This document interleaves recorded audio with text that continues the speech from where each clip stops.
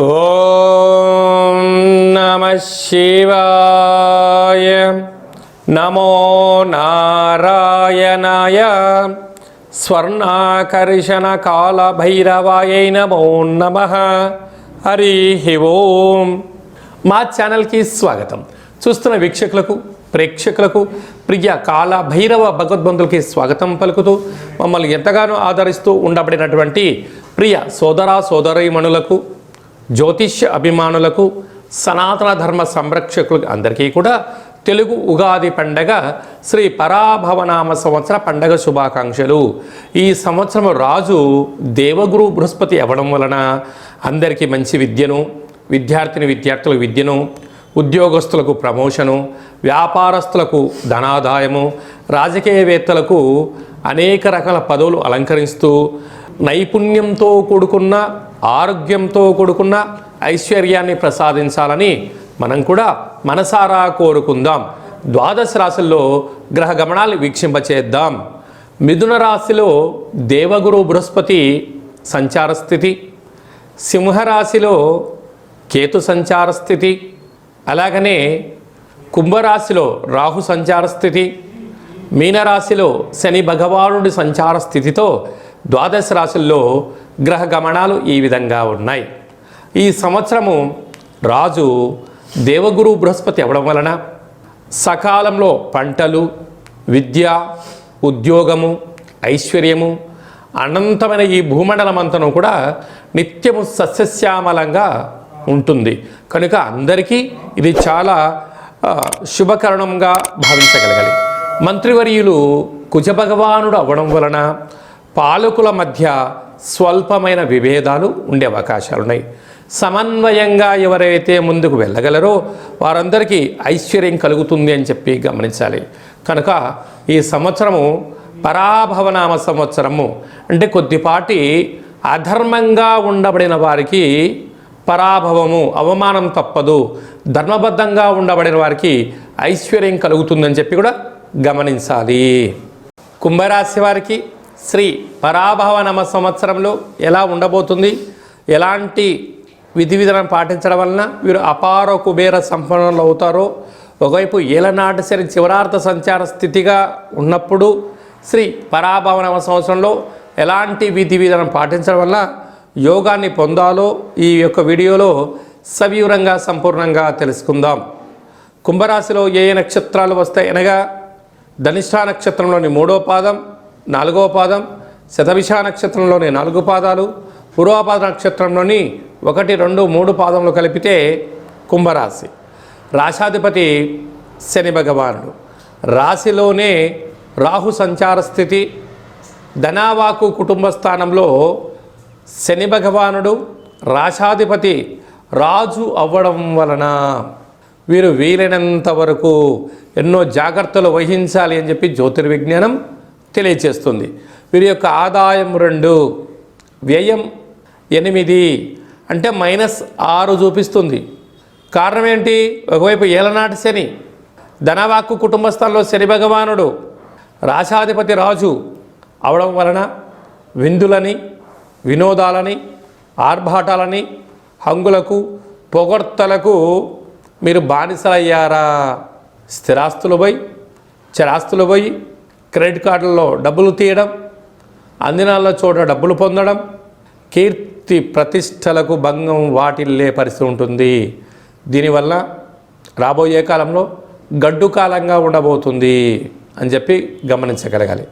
అదే కాకుండా తృతీయ స్థానాధిపతి కుజభగవానుడు మంత్రివర్యులు అవడం వలన అన్నదమ్ముళ్లతో, అక్కా చెల్లెలతో పార్ట్నర్షిప్ వ్యవహార కార్యక్రమం నడిపించే వారందరితో స్నేహపూర్వకమైన వాతావరణంగా ఉండగలగాలి.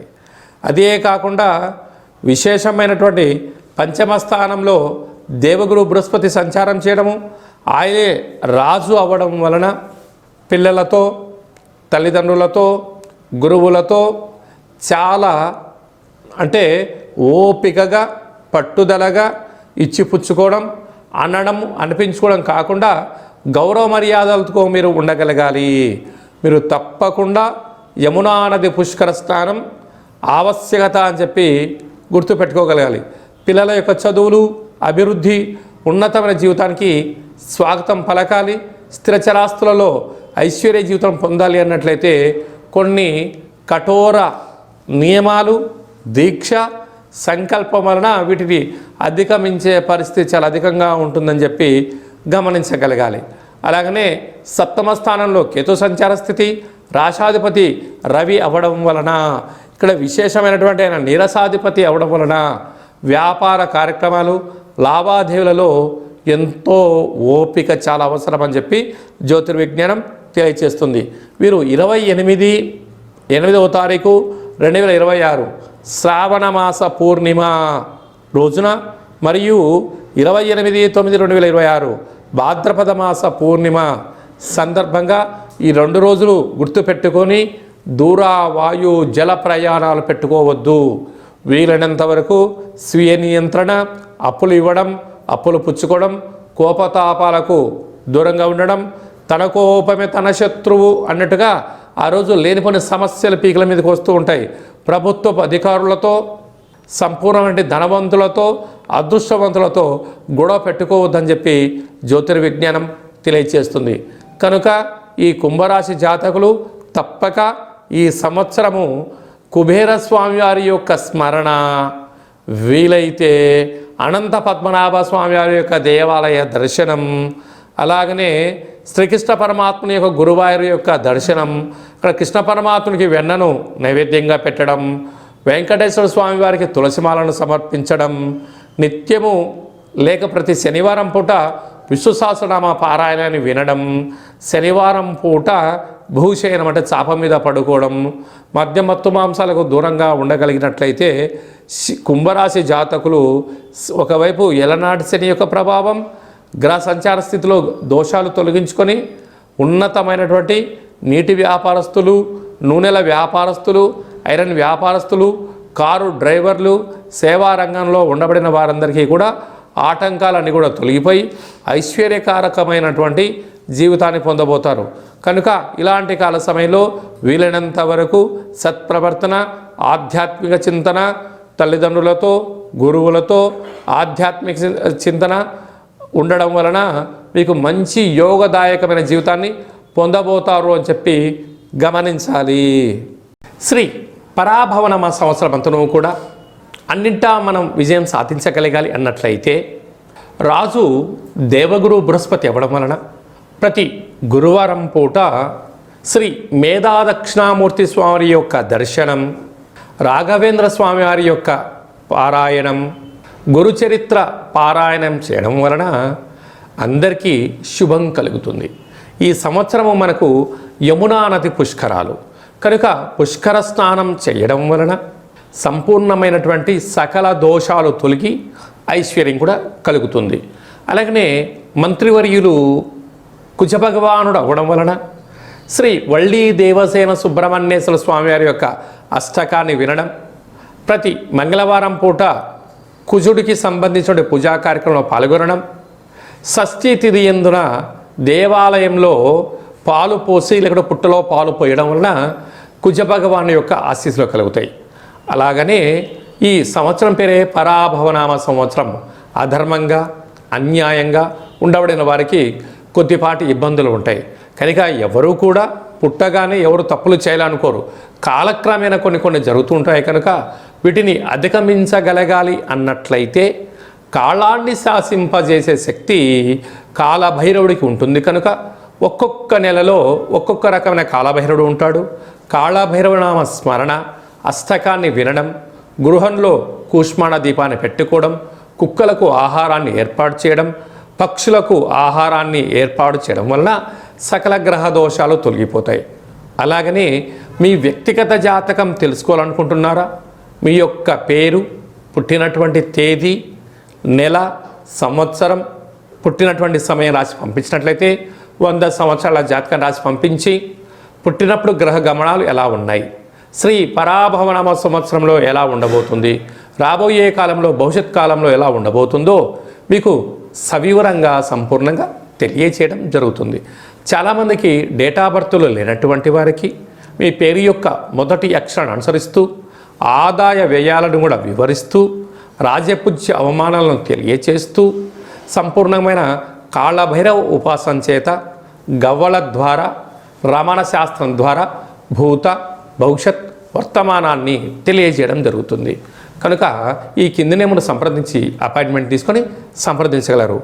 శ్రీ పరాభవనామ సంవత్సరం అంతను కూడా అందరికీ నిండు నూరేళ్ల ఆయురారోగ్యాలు, ఐశ్వర్యము, ఆనందము, పాడి పంట, ఐశ్వర్యము, స్వయం కృషి, పట్టుదలతో అందరికీ విజయాలు కలగాలని కోరుకుంటూ మనసారా కాళభైరవ స్వామి యొక్క ఆశీస్సులు. ఓం కాళకాలాయ విద్మహే కాళాతీతాయ ధీమహి తన్నో కాళభైరవ ప్రచోదయాతు. ఓం రాజాదిరాజాయ ప్రసహ్య సాహినే నమో వయం వై శ్రవణాయ కుర్మహే సమే కామాన్ కామకామాయ మహ్యం కామేశ్వరో వై శ్రవణాయ మహారాజాయ నమః.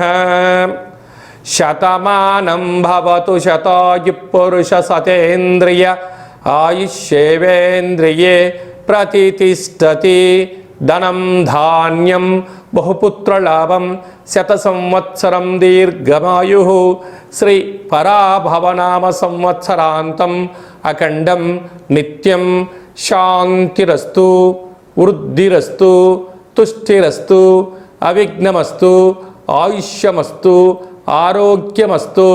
స్వస్తిం శివం కర్మాస్తు, కర్మ సమృద్ధిరస్తు, వేద సమృద్ధిరస్తు, పుత్రపౌత్రాదిరక్షంతు. సర్వే జనా సుఖినో భవంతు, లోకా సమస్తా సుఖినో భవంతు. సర్వం కాళభైరవ దేవతార్పణమస్తు. హరి ఓం.